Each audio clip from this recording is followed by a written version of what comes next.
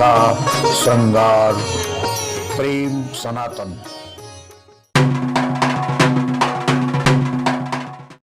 राघवाय दुशीलो मातृदोषेण पितृदोषेण मूर्खता कार्पण्यम वंश दोषेण आत्मदोषेण दरिद्रता।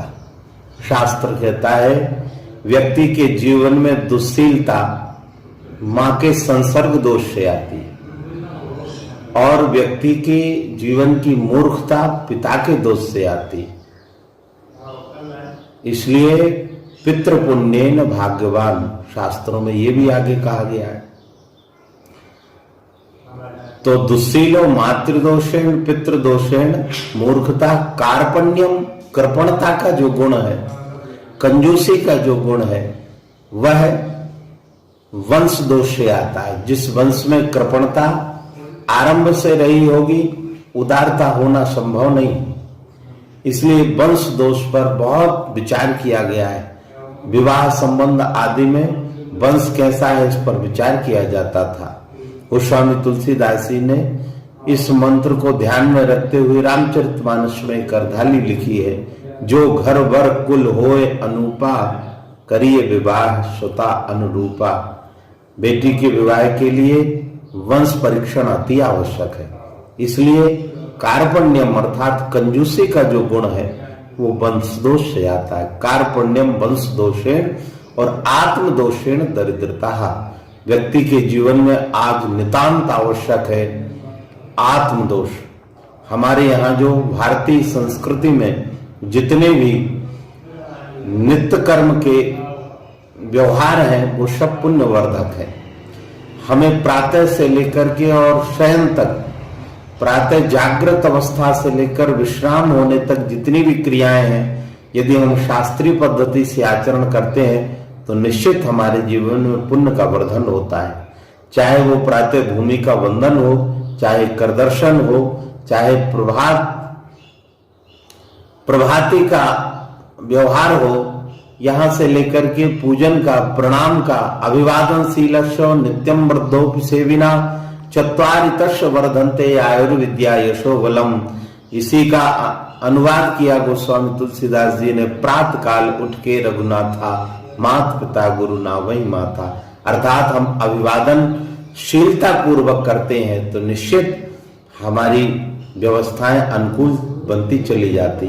अभिवादन शीलस्व नित्यम वृद्धोपि बिना। मैं निवेदन कर रहा था कि जो वंश दोष है वह कृपणता का गुण वंश दोष से आता है और आत्मदोष व्यक्ति के जीवन में जब होता है, जब हमारी शास्त्रीय नित्य क्रियाओं का हम त्याग करके पशुवत विचरण करने लगते हैं, पशुवत जीने लगते हैं। ना दंत धावन का बोध है, न स्नान आदि का बोध है, न शयन का बोध है, न भक्षा भक्ष का भी ज्ञान नहीं है, क्या खाना चाहिए क्या नहीं खाना चाहिए। तो ये सब चीजें जैसे जैसे हमारा संसर्ग दोष बढ़ता है, व्यक्ति आत्म पुण्य शून्य होता चला जाता है।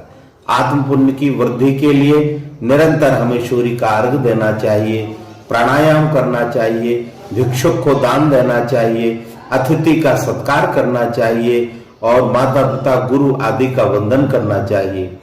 इतना ही नहीं, आत्म पुण्य वर्धन हेतु तुलसी पर जल चढ़ाने की परंपरा है, पीपल के वृक्ष को प्रणाम करने की परंपरा है, देवालयों में दीप दान की परंपरा है, गौ को ग्रास देने की परंपरा है।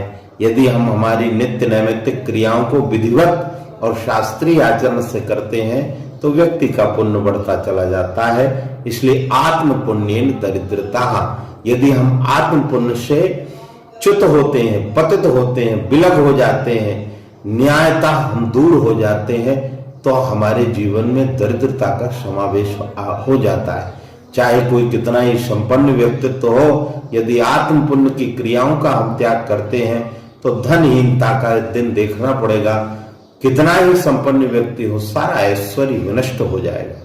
मेरी प्रार्थना है कि जो भारतवासी हैं, हमारे राष्ट्रवासी हैं, वो महापुरुषों का सानिध्य प्राप्त करें, सदगुरु से, संतों से, आचार्यों से नित्य नैमित्तिक क्रियाओं का संदेश प्राप्त करें। और अपने श्रेष्ठ मानवीय जीवन को व्यवस्थित एवं सुदृढ़ करें, अर्थात तब हम एक श्रेष्ठ भारत का निर्माण करने में इस देश के प्रति सहयोगी और सहायक होंगे।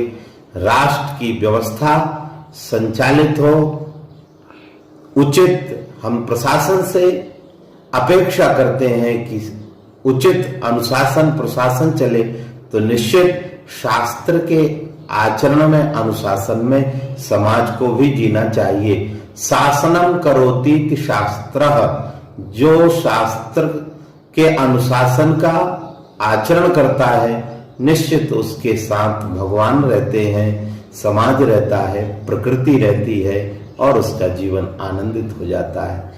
एतावता मेरी प्रार्थना है। निश्चित श्रेष्ठ व्यक्ति को लक्ष्य पूर्ति के लिए शास्त्र और संतों का आचरण सानिध्य प्राप्त करना चाहिए।